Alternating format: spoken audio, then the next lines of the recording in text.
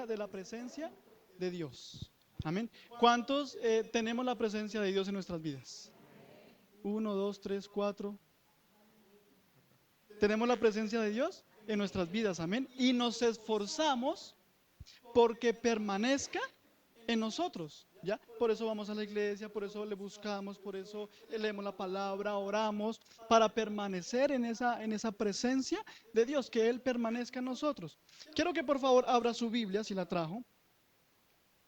En primera carta a los Corintios, su capítulo 6, verso 19. Primera carta a los Corintios, capítulo 6, verso 19.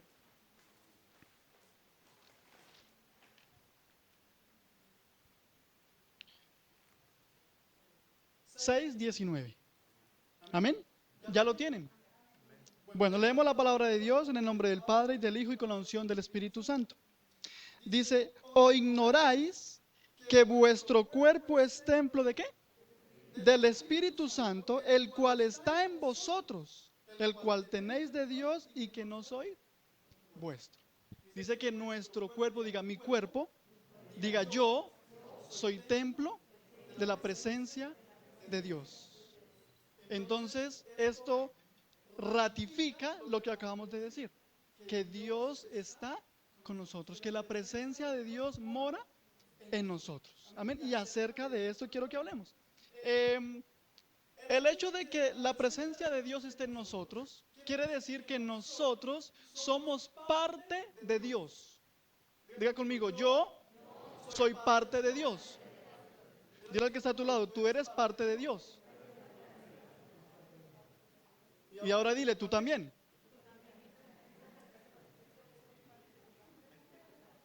Eso no es solamente tú, no, tú también, dile, somos parte.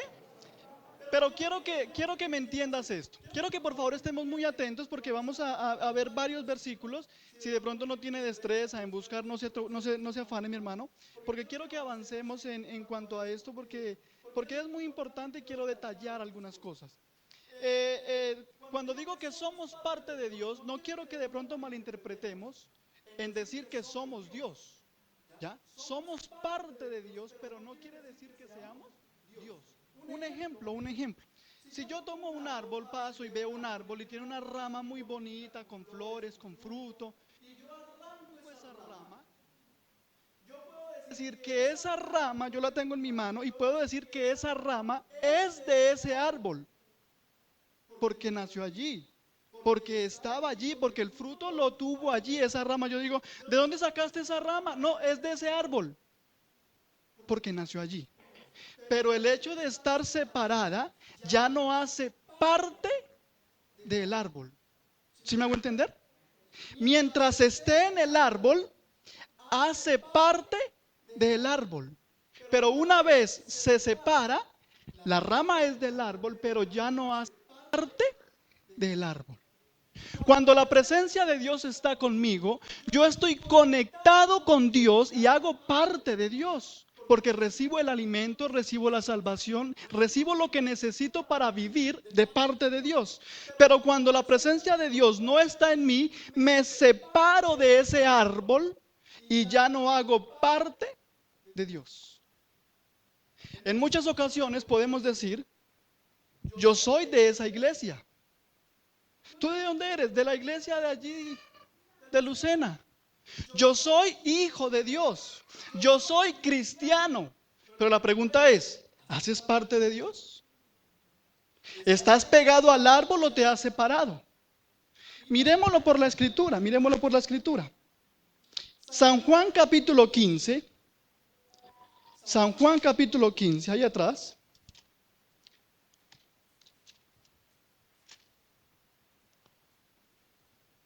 San Juan capítulo 15, verso 5.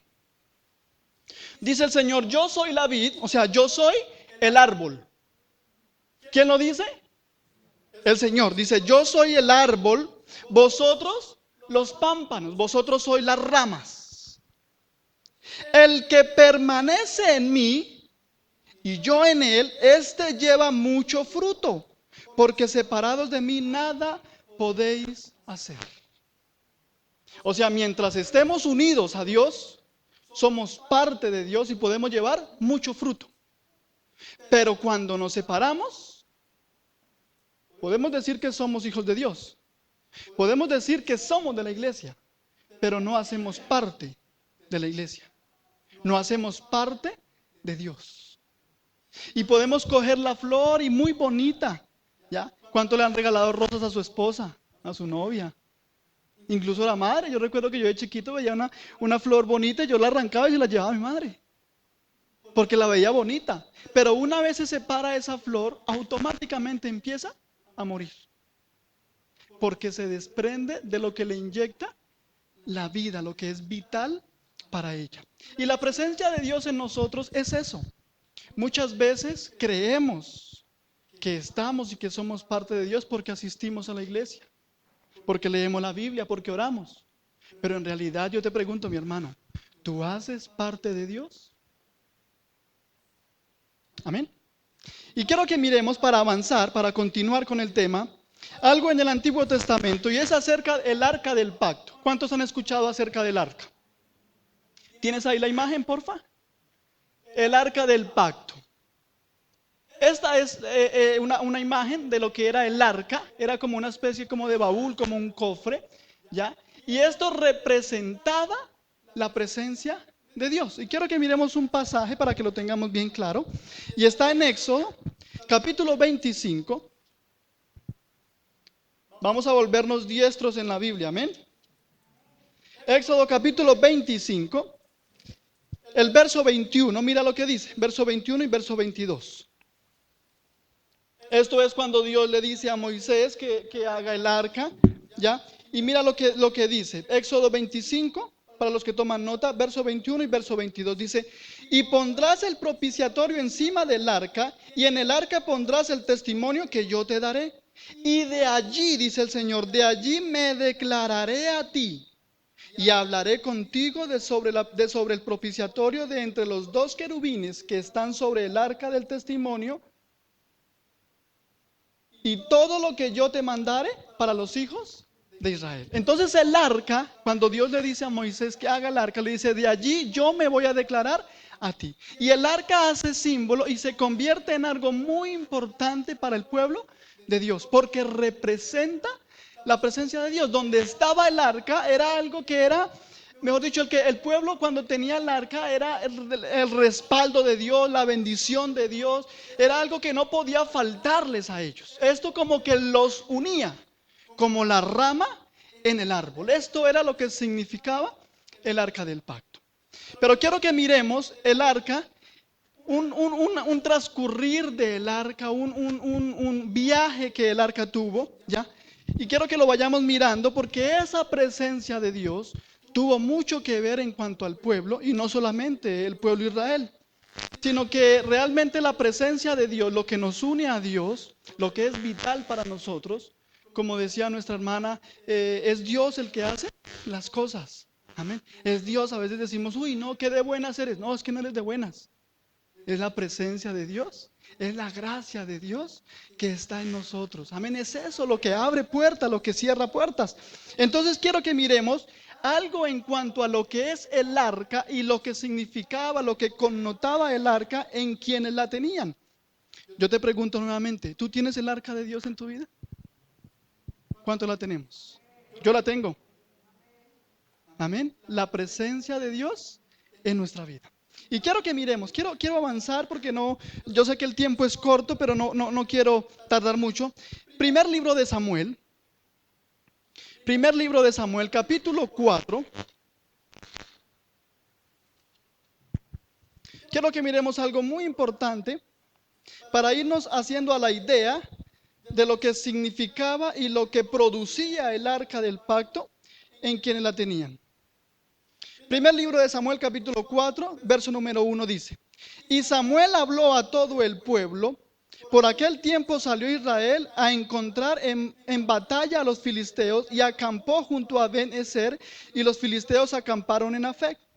Y los filisteos presentaron la batalla a Israel, y trabándose el combate, Israel fue ¿qué?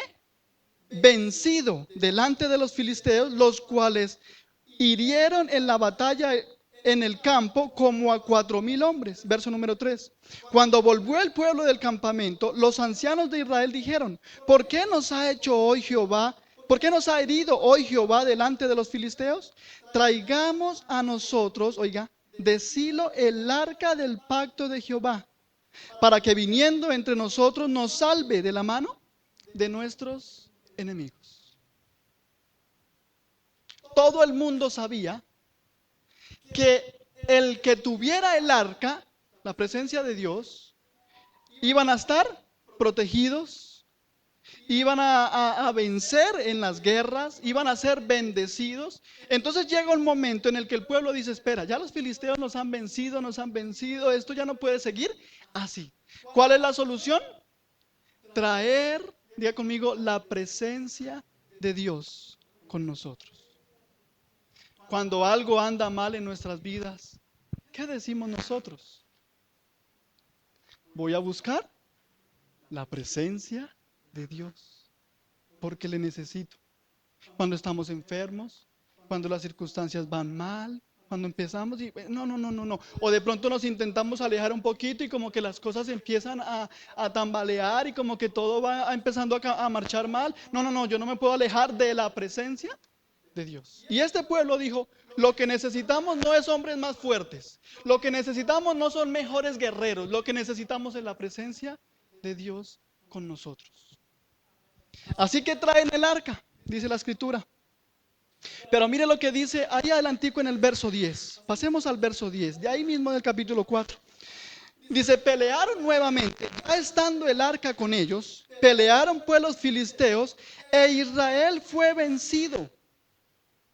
Pero ya tenían el arca. Y huyeron cada cual a sus tiendas, y fue hecha muy grande mortandad, pues cayeron de Israel 30,000 hombres de a pie. Y el arca de Dios fue tomada, y muertos los 2 hijos de Elí, Omni y Finees. El pueblo de Israel ya tenía el arca, pero el arca no brindó la protección ni trajo la bendición que el pueblo esperaba que trajese. Entonces lo que quiero hacer con notación es que la presencia de Dios, decimos, si tenemos a Dios, ¿lo tenemos? ¿Lo tenemos? Y la palabra de Dios lo dice: buscad primeramente el reino de Dios y su justicia. Buscad la presencia de Dios sobre todas las cosas, y todo lo demás será. O sea, lo que necesito es la presencia de Dios, no más. El resto son añadiduras, dice la palabra.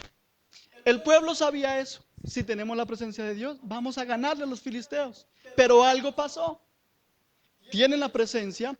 Antes de tener el arca, dice que murieron 4,000 hombres. En la batalla anterior murieron 4,000.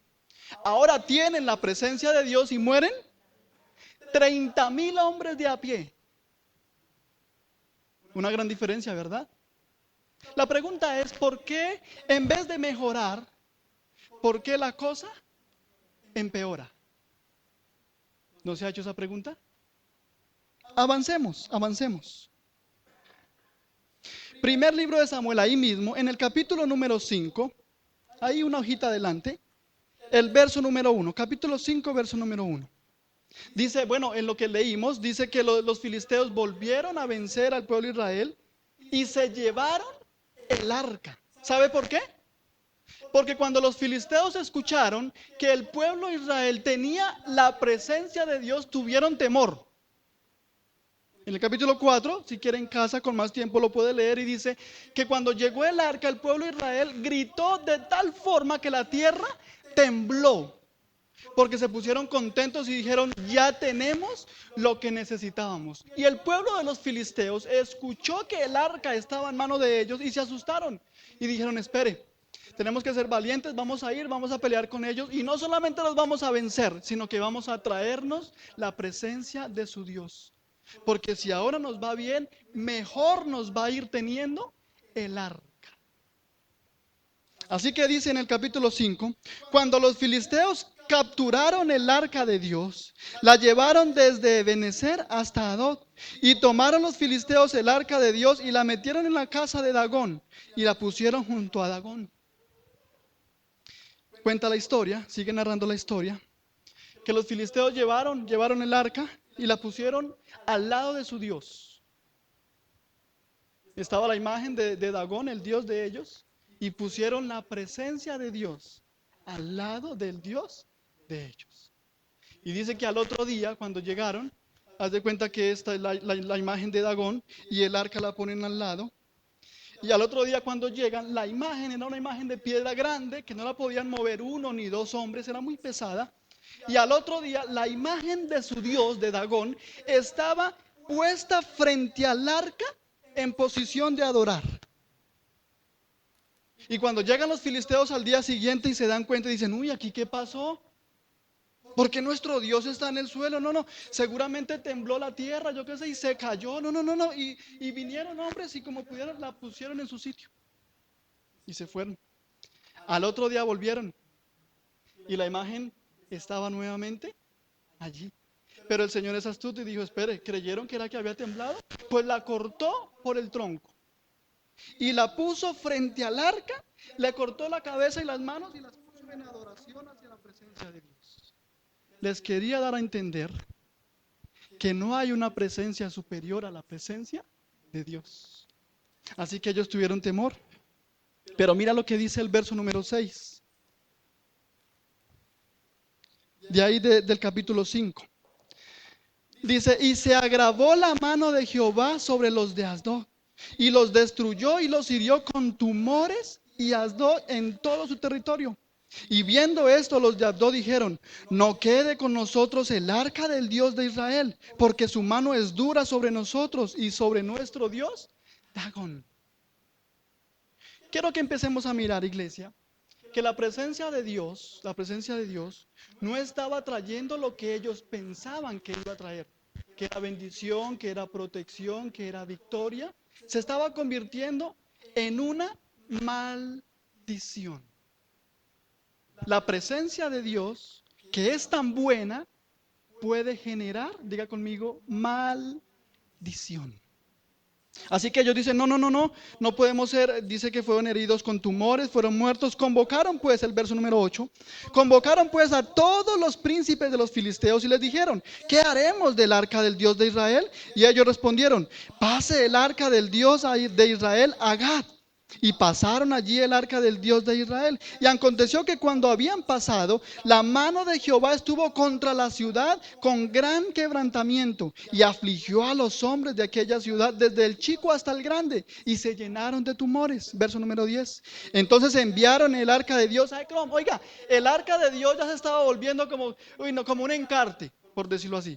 Llévela para allá. Y la tenían ahí y estos se enfermaban con tumores, morían. Llévesela a ese. Y no, yo no la quiero tener. Y empezaron como un ping-pong.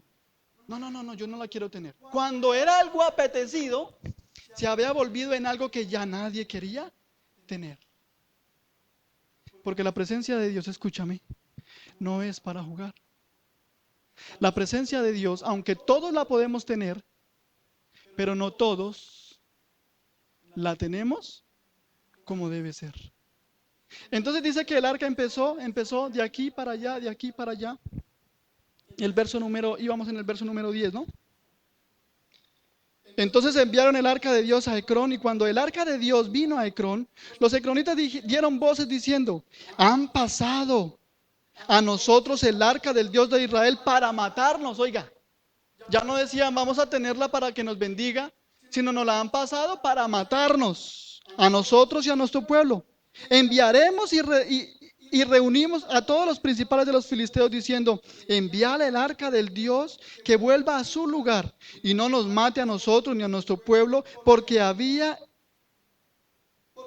concentración de muerte en toda la ciudad y la mano de Dios se había agravado allí. Y los que no morían eran heridos de tumores, y el clamor de la ciudad subió al cielo. Capítulo 6, verso número 1. Estuvo el arca de Jehová en la tierra de los filisteos 7 meses.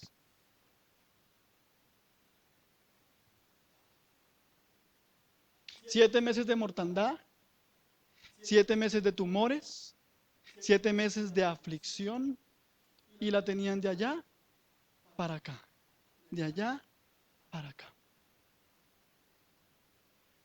Vuelvo y pregunto, ¿cuántos tenemos la presencia de Dios? Sin temor, mi hermano.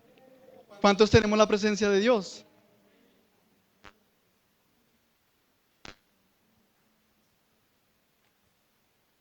Es apetecida. Pero hay personas, escúchame, hay personas que me han dicho, yo de momento no voy a la iglesia. En Colombia sí usan una frase, no sé si aquí de pronto la han escuchado. Es que yo no quiero ir y hacerle morcillas al diablo, que es ir a la iglesia y salir y hacer de la suya. No, eso no es un juego, eso no es un juego.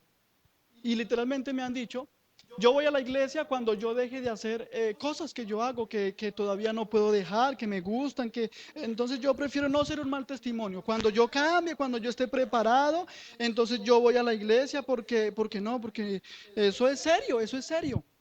Y hay personas que saben que eso es serio y lo tienen así como los filisteos. Hey, toma la presencia de Dios, recibe la presencia. No, no, no, quieto, quieto, quieto. No, no, no. A mí todavía no. Espere, quieto, quieto. Pare el carro. Désela a él.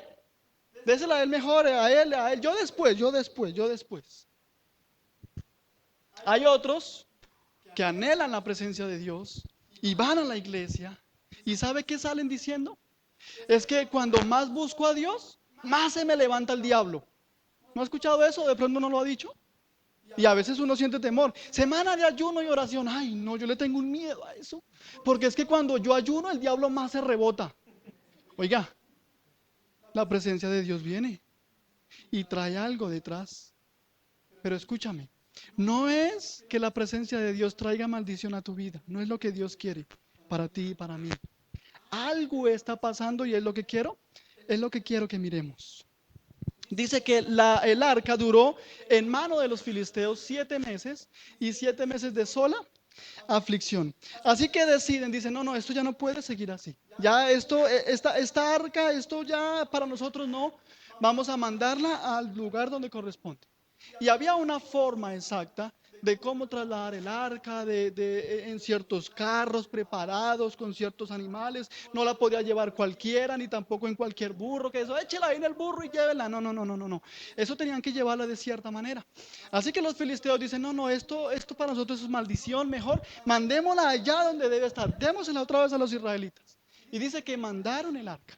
¿Ya? La mandaron escoltada para que no se la fueran a robar, para que no se llegara donde no era. Se encargaron de que llegara al sitio que era, y así la maldición que estaba sobre ellos fuera cortada. Eso lo podemos ver ahí en el capítulo 6, el verso número 13. Mira lo que dice. Primer libro de Samuel, capítulo 6, el verso número 13 dice: y los de Bet-Semes segaban el trigo en el valle, y alzando los ojos vieron el arca. ¿Y qué? Se regocijaron cuando la vieron.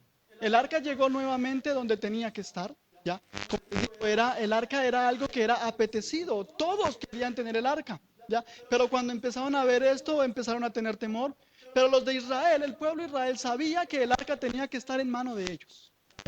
Si yo te pregunto, bueno, ¿tú qué es lo que más quieres cuando vas a la iglesia? No, pues la presencia de Dios. Y venimos y nos llenamos ya y salimos llenos de la presencia de Dios, y es lo que más buscamos. Así que el pueblo de Israel decía, el arca tiene que estar aquí. Cuando el arca llega, porque iba guiada por 2 vacas, y bueno, y la Biblia narra exactamente, pero dice que cuando vieron el carruaje y el arca, se regocijaron y mandaron llamar a los levitas, a los sacerdotes, y dijeron, vea, el arca llegó, el arca ya tiene que estar en su lugar, la bendición ha llegado. Verso número 19, mira lo que dice.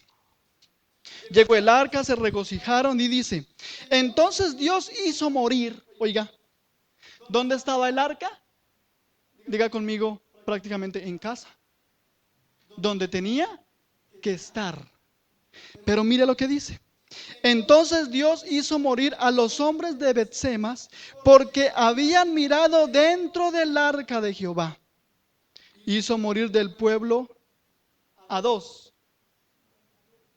a 1.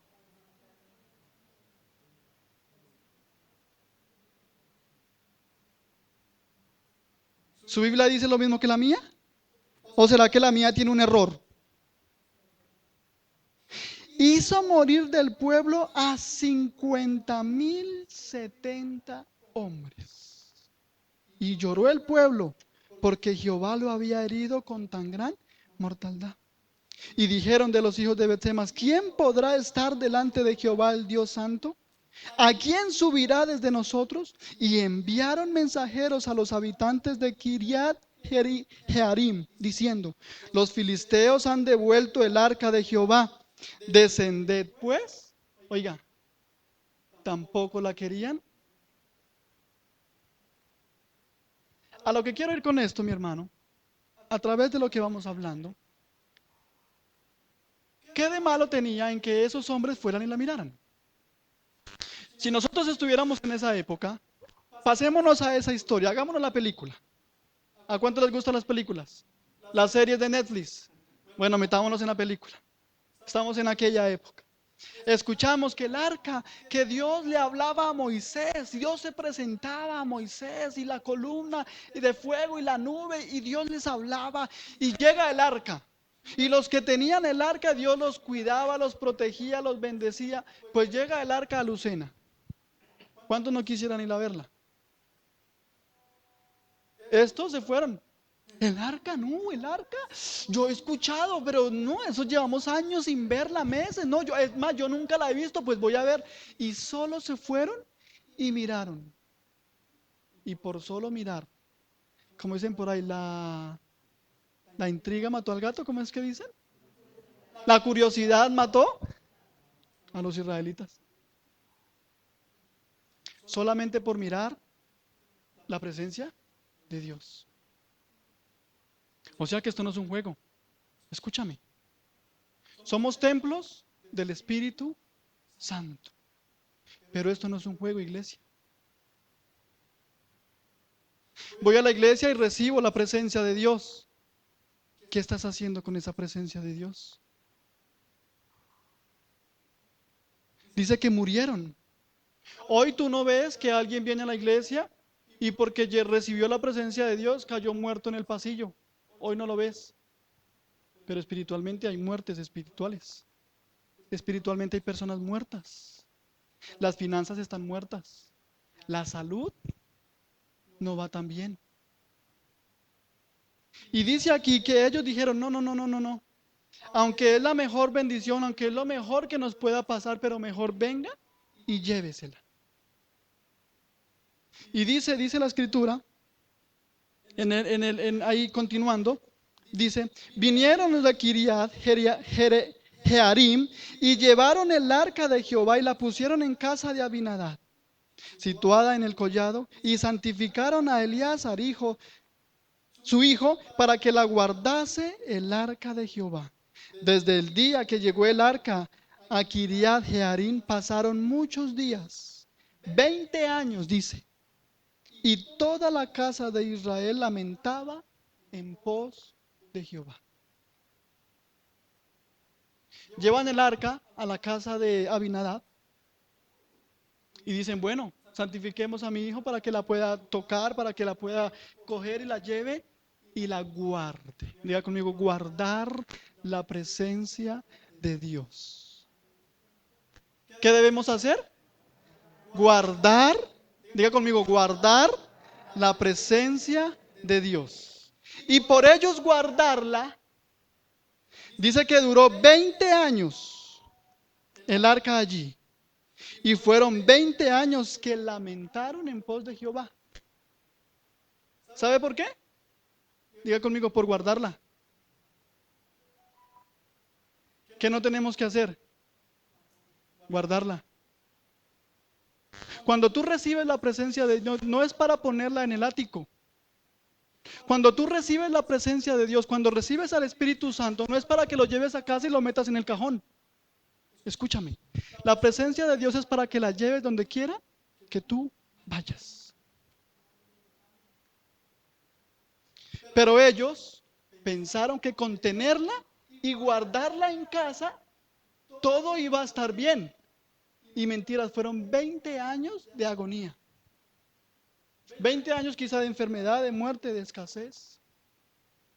Y sigue narrando la historia, porque por cuestión de tiempo no quiero extenderme mucho.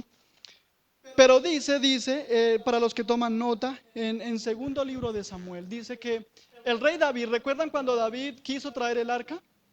¿Sí lo recuerdan? Que dice que danzaba con tanta alegría que su esposa le criticó, ¿recuerdan? Que porque danzaba y le mostró los cucos a las criadas. Bueno, eso fue cuando el arca llegó a casa de David. Pero dice que David sabía que el arca estaba en casa de Abinadab. En segundo libro de Samuel, el capítulo 6, lo dice.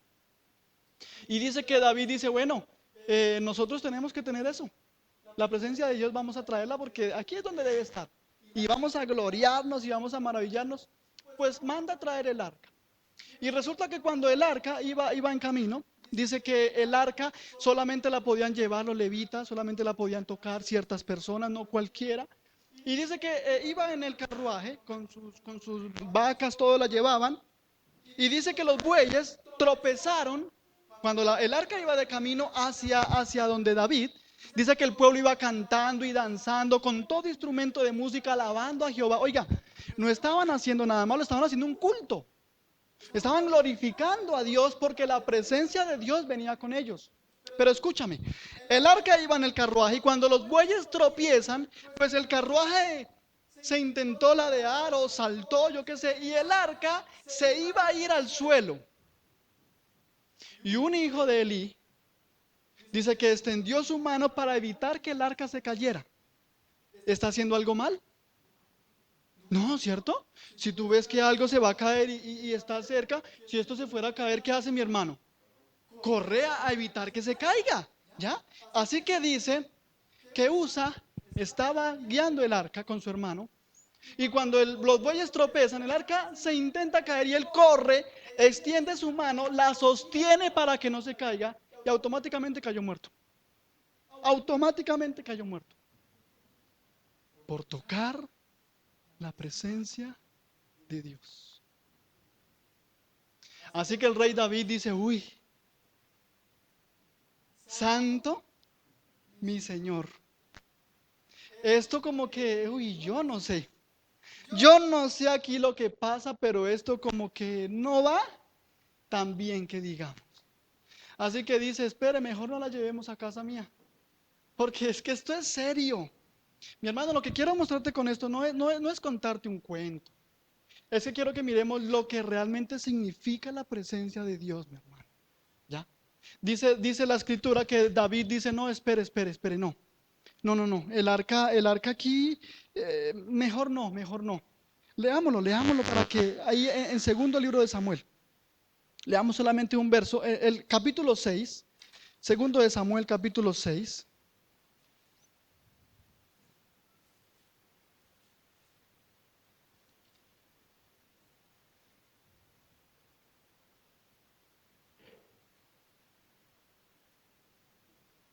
Mira, el verso número 5 dice, y David y toda la casa de Israel danzaban delante de Jehová con toda clase de instrumentos de madera, de haya, con arpas, con salterios, panderos, flautos y símbolos. Dice, cuando llegaron a la casa de Nacón, Usa extendió su mano al arca de Dios y la sostuvo porque los bueyes tropezaron. Y el furor de Jehová se encendió contra Usa y lo hirió allí. Dios por aquella temeridad y cayó allí muerto junto al arca de Dios. Y se entristeció David, verso número 8, por haber herido Jehová a Usa, y fue llamado aquel lugar Pérez Usa hasta hoy. Y temiendo David a Jehová aquel día dijo, ¿cómo ha de venir a mí el arca de Jehová? De modo que David no quiso traer para sí el arca de Jehová a la casa de David, y la hizo llevar David a la casa de Obed Edom Geteo. Verso número 11. Estuvo el arca de Jehová en casa de Obed Edom Geteo 3 meses. Y bendijo Jehová a Obed Edom y a toda su casa. Oiga, por fin, ya no más muertos. A David le dio temor y dijo, no, llévesela mejor a aquel. Yo creo, no sé si ese se muere, pues entonces se la damos a otro.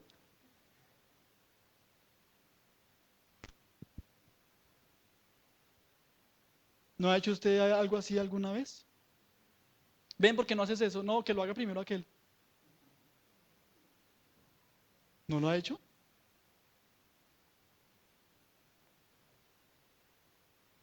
Si a ese no le pasa nada, pues ahora sí voy yo. Pero ¿qué tal yo me muera? No, pues que se muera primero ese. Dice que el arca estuvo en casa de este hombre 3 meses. Escuchan. En 3 meses Dios lo bendijo de tal manera lo que no hizo en 20 años en casa de Abinadab.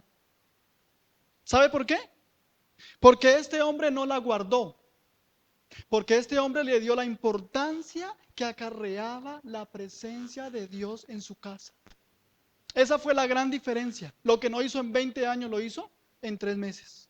Y David, cuando vio que llevaba 3 meses de bendición, ahora sí dijo, ahora sí la quiero. Y la mandó llevar. Y fue cuando danzó y bueno, ya continúa la historia. ¿A qué quiero ir con esto, mi hermano? Nosotros tenemos la presencia de Dios en nuestras vidas. Y a veces nos quejamos, ¿por qué el Señor no me bendice? ¿Por qué si voy a la iglesia las cosas no van tan bien? ¿Por qué si yo voy y recibo y oran por mí y me dicen ahora todo va a ir bien? ¿Por qué yo recibo y recibo y recibo y las cosas parece que empeoraran? Y a veces nos desanimamos y hasta dejamos de asistir a la iglesia. ¿Sabe por qué es? Porque no es la presencia de Dios. Es la importancia que tú y yo le damos a la presencia de Dios. La presencia de Dios no es para que la guardes, es algo, mira, en el libro de Éxodo, cuando Dios llama a Moisés y le dice, Moisés, vas a sacar al pueblo, lo vas a llevar allá a la tierra prometida, las palabras de Moisés fueron, Señor, si tú vas conmigo, si tu presencia va conmigo, yo iré. Si tu presencia no va, ¿cuál era la meta del pueblo de Israel? ¿Quién sabe? ¿Cuál era el propósito del pueblo de Israel cuando salió de Egipto? Llegar a la tierra, ese era el premio. Esa era la mayor bendición, ese era el objetivo del pueblo de Israel.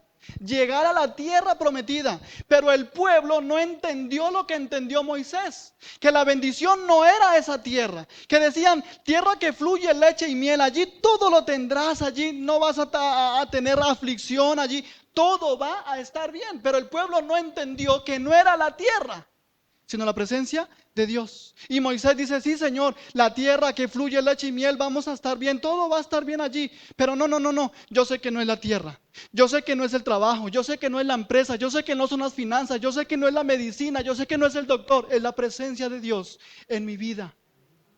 Y Moisés le dice, Señor, yo no quiero esa empresa.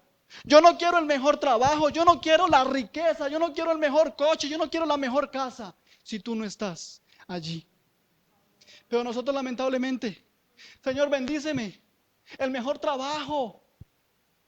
Y si Dios no está allí, mira, algo que a nivel personal, cuando he estado trabajando en el campo, a veces toca trabajar los domingos. Y mi padre está aquí y es testigo de lo que estoy diciendo. Yo le decía al jefe, la verdad, el domingo conmigo no cuente el domingo, ya. Y él me insistía, y algunos domingos tuve que ir a trabajar al campo, ya. Y en algunas ocasiones, literalmente, se acercaba a mí el día jueves o el viernes y empezaba, Fercho, venga el domingo. Y yo, no, Fer, tú sabes que yo voy a la iglesia, la verdad es que para mí no es porque no quiera, sino porque la iglesia. Y me decía, no, Fercho, ven, y empezaba y me insistía, y yo no le podía decir que no, porque así le dijera que no, tenía que ir. Pero él como que intentaba comprarme, es que si tú dices que no viene, ya que él tampoco, y Julano, y que porque Fernando no viene, pues yo no vengo y no pueden trabajar. Así que yo tenía que trabajar algunos domingos. Pero cuando yo iba a trabajar, a mí me hacía falta algo. ¿Sabe qué sentía yo? Que me arrancaban de mi árbol. Y yo decía, yo soy de la iglesia, pero no estoy siendo parte de la iglesia. Y yo sufría, y yo decía los domingos, no, y me hacía falta. Hace un par de domingos atrás, ustedes no me vieron. Y gracias a los hermanos que estuvieron ahí preocupados, me escribían, algunos me llamaron, ¿ya? Y Fercho, ¿qué pasa? El pastor me dijo, Fercho, sí, el pastor estaba enterado.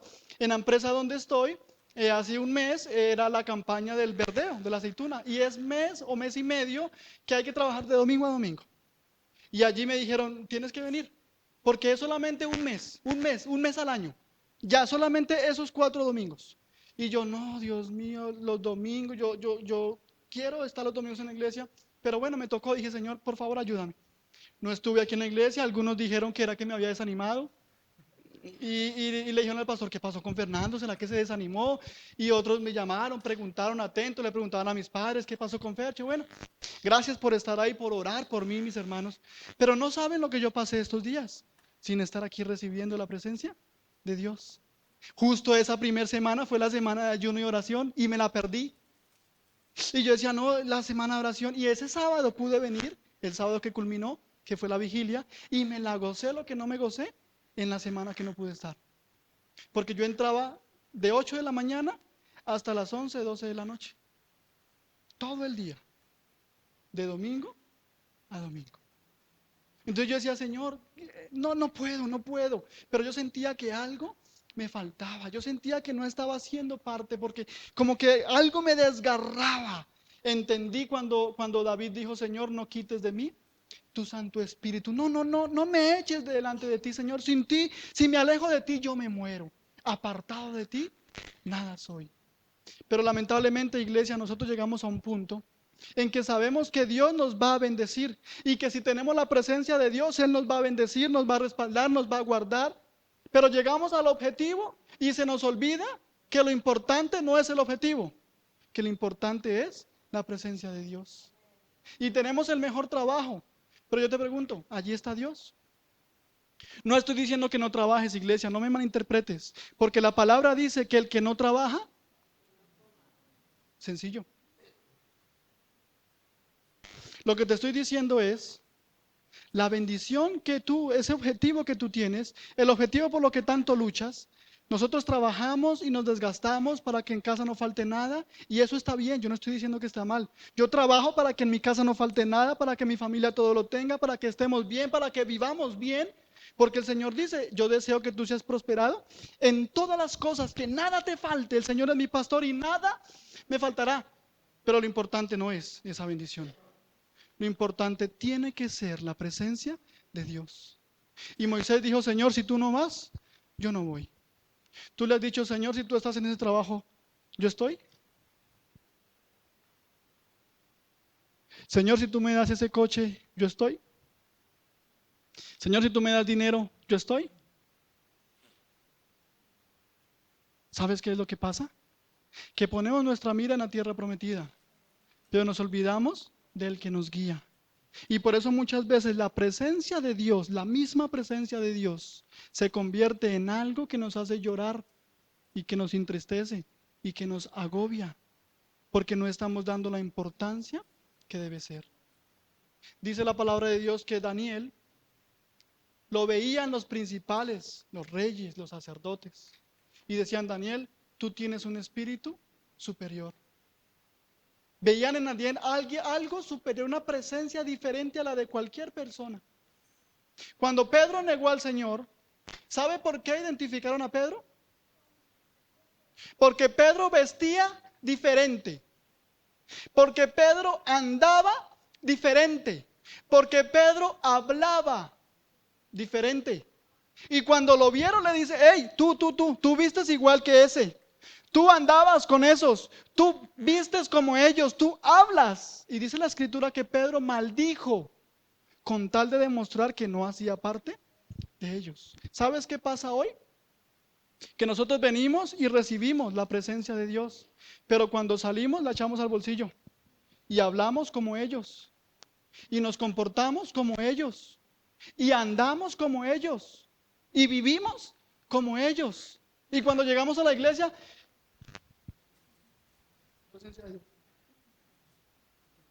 y llegamos a la casa, allá no hace falta, en casa no hace falta, como la mascarilla. Y estamos guardando la presencia de Dios. La estamos colocando frente a Dagón. Nuestra meta es la riqueza, la economía, la salud. Y como no, pues nos desanimamos. La importancia de la presencia de Dios. Y quiero terminar con esto, mi hermano. Efesios, capítulo 1. Ya para terminar. Efesios capítulo 1. verso número 13 y verso número 14.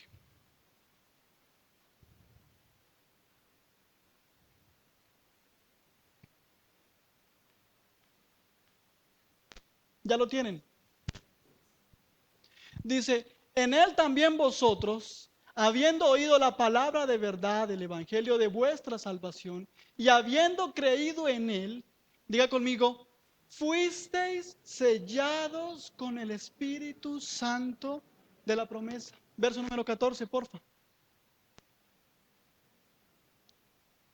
Que es las arras de nuestra herencia hasta la redención de la posesión adquirida, para alabanza de su gloria. Iglesia, estamos en tiempos finales. Iglesia, muchas cosas van a venir. Todo esto que está pasando, estamos viviendo tiempos apocalípticos.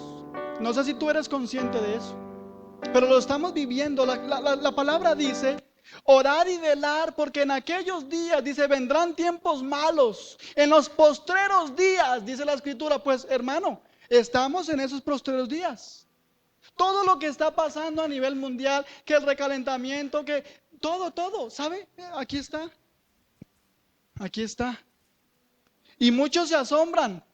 Y a muchos los idolatran porque dice, va a venir esto, va a pasar esto. Y cuando pasa dicen, uy, sí, ese sabía, ese lo profeticó, ese lo dijo. Es que aquí está.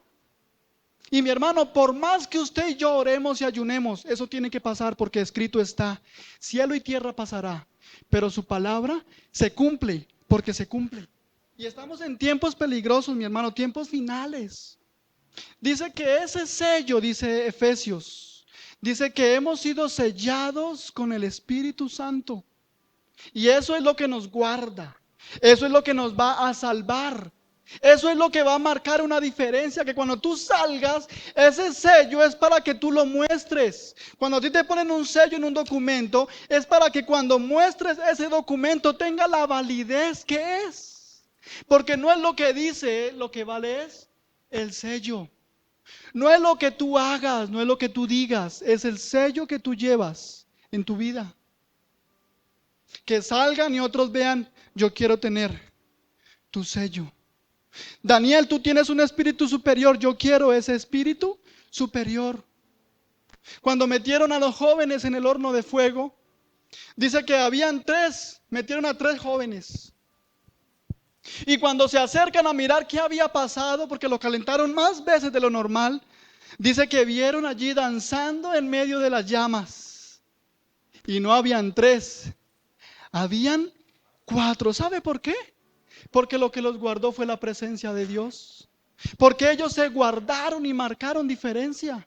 Porque ellos no comían lo que otros comían. Porque ellos no hacían lo que otros hacían. Ellos marcaron una diferencia.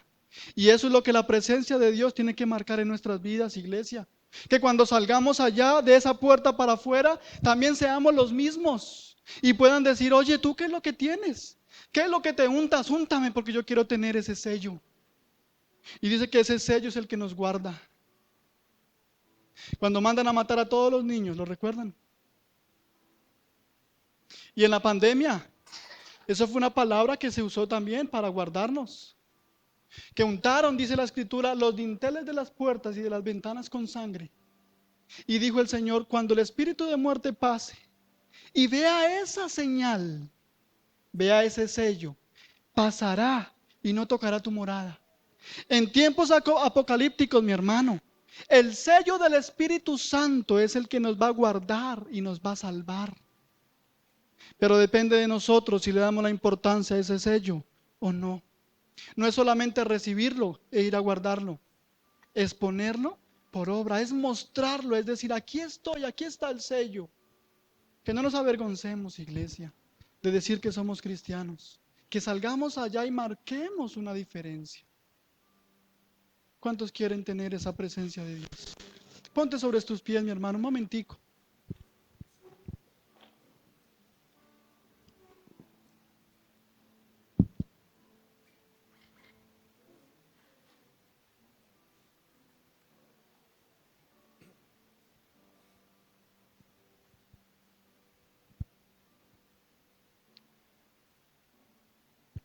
Vuelvo y te pregunto, ¿tiene la presencia de Dios? Escúchame, mi hermano. ¿Has tenido la presencia de Dios? ¿Le has dado la importancia? ¿O la hemos guardado? Cuando llegamos a casa, ¿qué hacemos con la presencia de Dios? Escúchame ahí donde estás. ¿Qué haces con la presencia de Dios? En casa, ¿cómo hablas? ¿Sabes que a veces en casa hablamos de una forma que no hablaríamos en la iglesia? ¿Sabes que a veces en casa hacemos cosas que no haríamos en la iglesia? ¿Sabes que a veces allí afuera nos comportamos de una manera que no nos comportaríamos en la iglesia? ¿Por qué? ¿Porque la presencia de Dios solo está en la iglesia? Pues te recuerdo, primera carta a los Corintios. ¿O acaso ignoráis que sois templos del Espíritu Santo?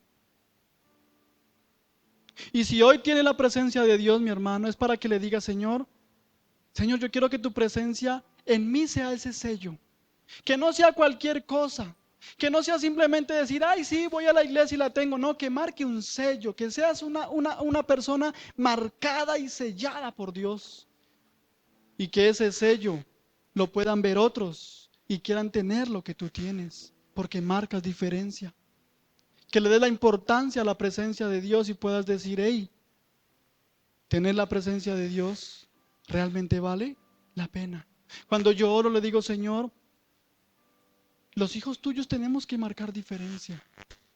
Señor, si estamos en tiempos de escasez, los hijos tuyos tenemos que marcar diferencia. No podemos vivir igual como otros, porque somos tus hijos. Pero el Señor me decía: eres mi hijo, pero haces parte de mí.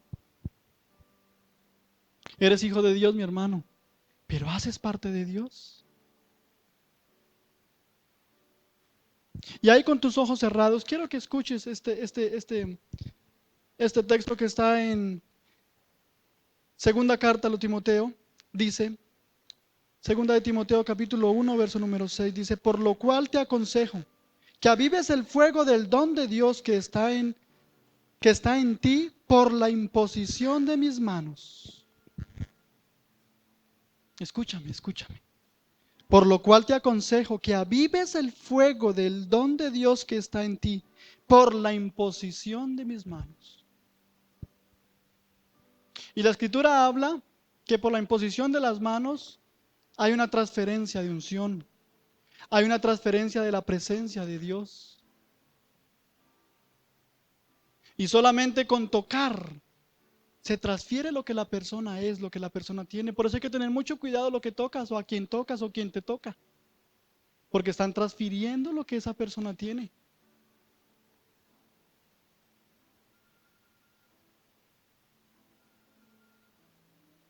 Y yo quiero hacer una invitación y quiero hacer una oración especial por aquellas personas que el Señor ha hablado a su corazón. Mira, mi hermano, la palabra de Dios dice que el Señor sabe de qué tenemos necesidad antes que nosotros lo pidamos. Escúchame. Si ha venido hablando de la presencia de Dios tantas ocasiones, es porque el Señor ve que lo que la iglesia necesita es la presencia de Dios. En Jesús se abre una puerta, se extiende una alfombra, está entrando el Rey de Gloria con gritos y palmas, con música y danza.